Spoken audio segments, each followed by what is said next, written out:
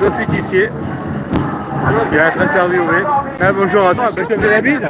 Attends, je fais même pas la bise à ma belle sœur. Fredo, on va lui faire une petite interview, Fredo. Allez, on va faire. Alors, Sophie Tissier. Voilà, Sophie Tissier, elle est là. Elle fait longtemps qu'on l'a pas vue. Donc, voilà, ils font rien, t'inquiète pas. Non, mais j'ai pas envie d'être à côté. Voilà, alors, on est là, tu vas te casser la table, on va pas tomber, sinon ça va être la merde. Arrête-toi, c'est pour ça, bouge pas, arrête-toi, ça s'est arrêté.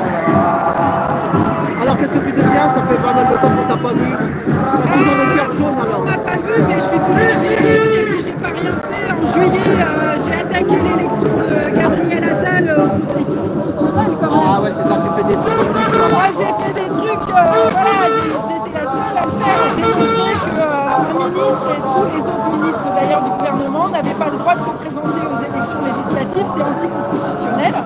Ça bafoue l'article 23 de la Constitution. Et en fait, j'ai attaqué l'élection de Gabriel Attal donc à ce conseil et malheureusement à un jour près, parce que c'est un recours qu'on a le droit de faire dans cette république seulement 10 jours après l'élection, après la proclamation des résultats. Et malheureusement, le temps que l'idée me vienne, que je le prépare, etc., je l'ai faite un jour trop tard. Et dans ma grande naïveté, je me suis dit non, mais un jour près, ils vont quand même pas pinailler. Et ben si. Et donc dans la décision, c'est un rejet uniquement sur le fondement de un jour de dépassement. Voilà où on en est aujourd'hui dans cette république où on a quand même des ministres qui se font élire illégalement en fait. Attal et ses 16 autres copains ministres sont des députés illégaux, illégitimes. Ça, ce serait bien que tout le monde le sache et que tous les gilets jaunes le clament. Donc j'ai fait ça en juillet. Et puis sinon, je vous cache pas que j'ai eu un gros passage à vide dépressif après 2022, après la défaite qu'on a eue avec la réélection de Macron, et puis aussi quand j'ai porté plainte contre Éric Coquerel. 8 ans après, 8 ans après, parce que j'ai dénoncé une agression, voilà, il m'a agressé sexuellement, il a cherché à exercer un droit de cuissage sur moi. Attention, n'en dis pas trop, sinon ta vidéo elle fera pas de vue. Ah bon, elle fera pas de vue. Bah écoute, Coquerel et la Mélenchonie. Et BFM et CNews, ils ont bien mis ça sur le tapis, non? Ah bah tout le monde. Moi je te souhaite d'avoir dans ma chaîne une bonne vue, c'est 500. Mais quand BFM, ils vont te faire 100 vues ou 200 vues. BFM, ils m'ont invité pour parler de la plainte. J'ai fait une interview sur BFM. Ah bon, déjà t'es passé, c'est sourcé alors, c'est bien, t'as dit. Ouais. Bien sûr, c'est sourcé. Il y a un procès. Enfin, j'ai fait une plainte. La plainte a été moi, classée sans suite. je te sens quand même plus calme, posé, plus. T'as mûri. La plainte ça t'a fait mûrir tout ça, toutes ces luttes. De quoi ça m'a fait mûrir? Non, je trouve que t'es plus. J'étais déjà mûre, mais je suis juste un peu reposée parce que depuis 2 ans, je me repose.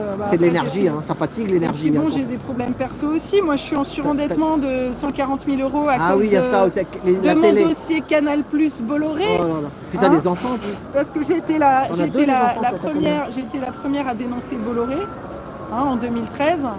Et je me suis fait lâcher par la gauche. Toute la gauche m'a lâché.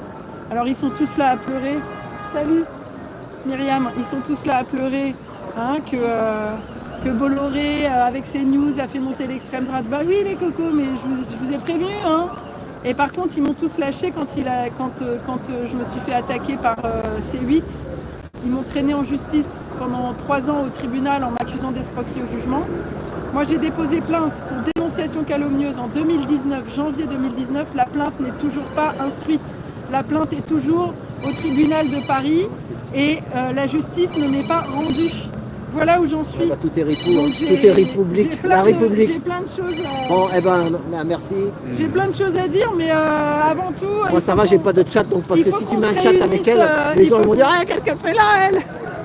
Qu'est-ce que je fais là? J'ai le droit d'être là. T'arrives très bien, il y a que 3 personnes sur le chat, donc... Non mais les gens, tu sais, sont tellement vénères. On doit être tous ensemble, c'est tout. Si la gauche m'avait soutenu, si on avait été ensemble pour lancer Nuit debout, maintenir Nuit debout, et si l'extrême gauche n'avait pas, Ruffin et compagnie, cassé le mouvement Nuit debout en envoyant les Antifa Black Bloc pour provoquer les flics tous les soirs, le mouvement aurait peut-être pu perdurer, s'organiser. Les gilets jaunes ont été cassés, pareil, par les petits groupuscules d'excités qui sont venus pour foutre la merde et diviser, et me casser du sucre sur le dos parce que j'ai osé être pacifiste. Par contre, à la gauche, c'est pas celle qui a laissé passer Darmanin et Isabelle Borne aussi. Mais si, mais Un petit peu, ils ouais. ont pactisé la gauche, ils ouais. se sont Ouais, désistés bah, c'est pour ça, laisser ouais, mais- élire Darmanin, donc on voit bien où sont les traîtres. Eh ben, on voit bien on le sait. Ce système-là est pourri jusqu'à L'infiltration, l'os, voilà. jusqu'à l'os, donc il faut le changer. Le titre, on va l'appeler jusqu'à l'os. Allez, Ouais. j'ai quelqu'un Juste- qui Ah, bah,